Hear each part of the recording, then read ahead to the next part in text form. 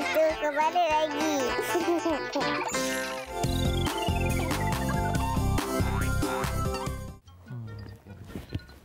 Bas.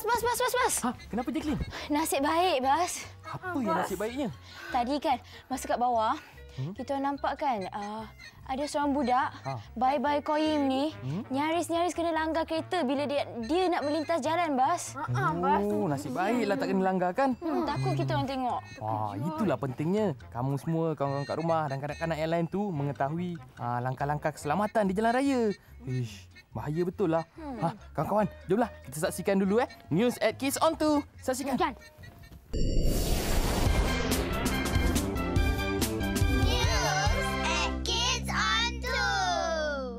Terima kasih kerana bersama kami hari ini di News at Kids On 2. Laporan khas kami hari ini membawa satu tajuk menarik, iaitu Rahsia Senyuman. Kawan-kawan, senyuman adalah satu nikmat hidup yang dianugerahkan Tuhan kepada manusia. Ia bukan sahaja mampu menggembirakan hati pihak yang mengukir senyuman itu, malah juga akan menceriakan sesiapa sahaja yang menerima senyuman tersebut. Itulah sebabnya senyuman juga disebut sebagai satu ibadah. Mari kita sama-sama lihat senyuman rakan-rakan kita. Cuba kawan-kawan amati wajah mereka yang tersenyum ini. Bandingkannya dengan wajah yang sentiasa muram dan murung. Pasti kawan-kawan dapat melihat perbezaannya. Wajah yang sering tersenyum kelihatan muda, ceria dan berseri-seri. Jom kita tanya kawan-kawan kita jika mereka suka senyum. Adakah kamu suka senyum? Ya, suka. Ya, suka. Ya, saya suka senyum. Ya. Kadang-kadang suka. Ya, saya suka senyum. Kadang-kadang. Adakah kamu suka jika rakan kamu senyum pada kamu? Ya, suka. Kadang-kadang tak sukalah. Suka. Kadang-kadang tidak. Tak. Suka. Mengapa? Macam hormat menghormati kawan. Sebab saya senyum kat dia, dia senyum kat saya. Kerana mungkin mereka senyum senis dan pandang rendah pada saya. Sebab itu adalah cara untuk menghormati antara satu sama lain. Kerana dia suka ejek saya.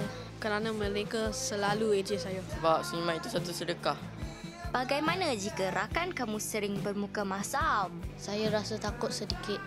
Saya cuba buat dia senyum. Saya akan cuba menggembirakan dia dengan cara yang baik.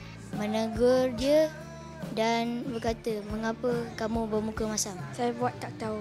Saya akan mencuba untuk mengembirakan dia. Mungkin mereka tak suka saya. Kawan-kawan, menurut kajian, kanak-kanak lebih banyak senyum dan ketawa berbanding orang dewasa. Menurut kajian tersebut, kanak-kanak senyum dan ketawa sekurang-kurangnya 400 kali sehari berbanding hanya 15 kali sehari di kalangan orang dewasa. Mengikut pakar perubatan, seseorang yang kurang sihat atau berpenyakit akan lebih cepat sembuh jika banyak tersenyum dan ketawa. Senyuman juga dikatakan boleh menghasilkan sejenis kimia di dalam otak manusia yang mampu membuat kita berasa selesa dan tenang. Selain itu, senyum dan ketawa merupakan senaman bagi otot muka kita dan seterusnya menjadikan wajah kita sentiasa muda dan cantik. Dengan hanya hati yang tulus, senyuman mampu menyejukkan hati yang marah dan memulakan sebuah ikatan persahabatan. Jadi kawan-kawan, ceriakanlah hari kamu dengan senyuman dan pastinya hidup kamu akan lebih bahagia. Dengan itu, tamatlah laporan kami hari ini. Jumpa lagi di News at Kids On 2.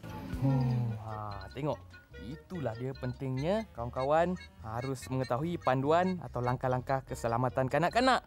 Bukan hanya di jalan raya, tapi di mana-mana saja. Untuk mengelakkan daripada diculik. Apa-apa je lah yang bahaya kan? Jadi kawan-kawan jangan lupalah untuk saksikan lagi News at Kids On 2 ya. Sekarang saksikan rancangan seterusnya ya. Saksikan. Macam mana tu tadi? Habis budaknya macam mana? Dia Budak tu nak melintas.